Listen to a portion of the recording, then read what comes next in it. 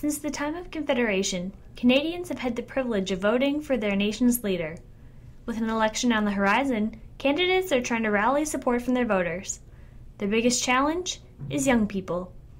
Approximately 62% of Canadians aged 18 to 22 don't vote in federal elections. UPEI student Megan Poole is one student who doesn't vote. She says the political candidates don't address issues that concern people her age. I feel like my best option is to spoil my ballot because I'm often choosing between people that I don't know based on their face that's been provided to me on a poster rather than actual information about what they're going to do for me as a young person. UPEI political studies professor Don Desaru said politics is irrelevant to young people because there's little change in political platforms. Youth voters, particularly age 18 to 22, really don't see voting as a worthwhile activity. The relevance of the election itself, the fact that from their standpoint anyway, there's very little change. But some young people are taking advantage of the right to vote.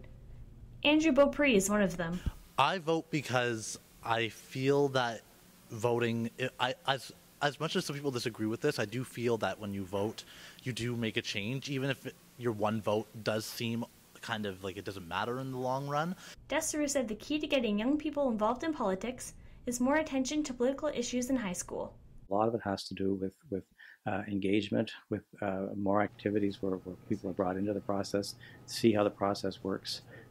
It's self-serving for me to say this as a political science professor, but quite frankly, more attention paid to the basic civic education.